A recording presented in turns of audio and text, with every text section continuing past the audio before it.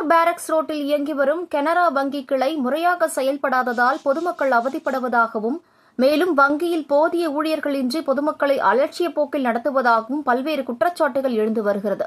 இந்நிலையில் குப்பன் என்பவர் ரூபாய் 10 லட்சம் டெபாசிட் செய்து RTGS செய்வதற்கு 2 நாட்களாக வந்துள்ளார். அவரை 2 நாட்களாக அலைக்கழித்த பின்னர் ஊடகங்களில் தெரியப்படுத்துவேன் என்று கூறிய பிறகு டெபாசிட் தொகையை பெற்று ரசீது கொடுத்துள்ளனர்.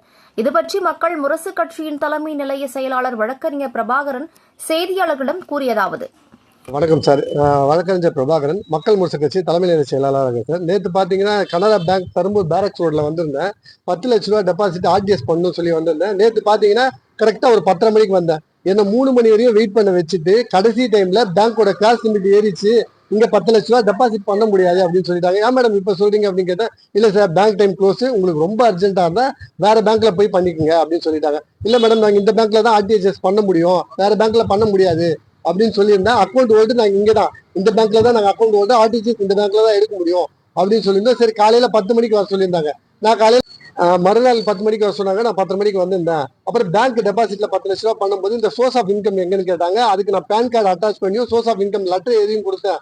அதுக்கப்புறம் பாத்தீங்கன்னா பண்றதுக்கு டிலே பண்ணாங்க. என்ன மேடம் இவ்வளவு டிலே பண்ணீங்கன்னு சொல்லி நான் அட்வொகேட் சொன்ன பிறகுதான் டெபாசிட்டே பண்ண ஆரம்பிச்சாங்க. அதுக்கப்புறம் பாத்தீங்கன்னா RTGS பண்ணணும்னு சொல்லியிருந்தேன். RTGS பண்றதுக்கு என்ன சொன்னாங்கன்னா, இந்த மாதிரி செக் இருந்தா தான் பண்ண முடியும் அப்படின்னு சொன்னாங்க. அதுக்கு என்ன மேடம் பண்ணும் அப்படின்னு கேட்டிருந்தேன். இந்த மாதிரி செக் இல்லைன்னு சொல்லி ஒரு லெட்டர் எழுதி சொன்னாங்க. அதுக்கும் லெட்டர் எழுதி கொடுத்தேன். அதுக்கப்புறம் காலையில பாத்தீங்கன்னா 11 மணில இருந்து இப்ப டைம் பாத்தீங்கன்னா மணி 3 மணி வரையும் வெயிட் பண்றேன். இப்பதான் டெபாசிட் பண்ணிருக்காங்க. நல்லா பாத்துங்க, 3 மணிக்கு தான் டெபாசிட் பண்ணிருக்காங்க. RTGS பண்ண மாட்டேன்னு சொன்னாங்க. அதுக்கப்புறம் பிரஸ் நான் கூப்பிடுவேன் அப்படின்னு சொன்ன பிறகுதான் இப்ப RTGS பண்ணி எங்களுக்கு அக்னாலஜ்மெண்ட்டும் தரல. இன்னி வரையும் வெயிட் பண்ணிட்டு இருக்கேன், அக்னாலஜ்மெண்ட்டும் தரல. இவங்க தான் என்னோட கிளைண்ட் பாதிக்கப்பட்டிருக்காங்க. இவங்களை கேளுங்க. என் பேர் குப்பாங்க. நேற்று இந்த அக்கௌண்ட்ல பணம் போடணும்னு சொல்லிட்டு வந்தேன். நேற்று வந்தேன், 2 மணி நேரம் வெயிட் பண்ண வச்சாங்க. அதுக்கப்புறம் அக்கௌண்ட் ஃபுல்லாகி போச்சு, இன்னைக்கு போட முடியாது, மேடம் பார்க்கணும், மேனேஜரை பார்க்கணும். நாங்கள் மேனேஜர் போய் பார்த்தா மேனேஜரு அவங்க ஏதோ ஒரு பர்சனல்னு சொல்லிட்டு வெளியே கிளம்பிட்டாங்க. நாளைக்கு காலையில வந்து போட சொன்னாங்க.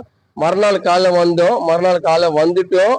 அது ஃபில் பண்ணி கொடு, இது ஃபில் பண்ணி கொடுன்னு சொன்னாங்க. எல்லாமே நாங்கள் ரீசனாக பண்ணோம். திருப்பி அது நேற்று வந்து 10 lakhs திருப்பி இன்னைக்கும் வந்திருக்குது. இதுக்கு என்னன்னு சொல்றேன்னு சொல்லிட்டு பக்கத்துல இருக்கிற மேடம் கேட்டேன். மேடம் வந்து வெயிட் பண்ணுங்க, இது நாங்க இதுல கன்சல்ட் பண்ணிட்டு தான் நாங்க பண்ண முடியும்னு சொல்லிட்டு அப்படி நிக்க வச்சாங்க. அதுக்கப்புறம் என்னவோ பேப்பர் என்னவோ அது ஃபில் பண்ணி கொடுக்க சொன்னாங்க. அது ஃபில் பண்ணி கொடுத்தோம். அதுக்கும் அது இது பாக்குறதுக்கு சிஸ்டம் அது என்னவோ வேலை செய்யல, கொஞ்சம் வெயிட் பண்ணுங்க, ஜனமா இருக்குது அதுவா இருக்குதுன்னு சொல்லியிருந்தாங்க சார். அதனால நாங்க அவ்வளோ நேரம் வெயிட் பண்ண ஒரு அட்வொகேட்னு கூட்டின்னு வந்து இந்த மாதிரி சொல்றோம். அப்படி இருந்தும் அவங்க ஒரு ரெஸ்பான்ஸே கொடுக்காம ரொம்ப நேரமா வெயிட் பண்ண வச்சுட்டு, இப்படி இதுக்குன்ட்டு இல்லை, ஒரு அக்கௌண்ட் ஓபன் பண்ண சொன்னாலும் வெயிட் பண்ண சொல்லுவாங்க.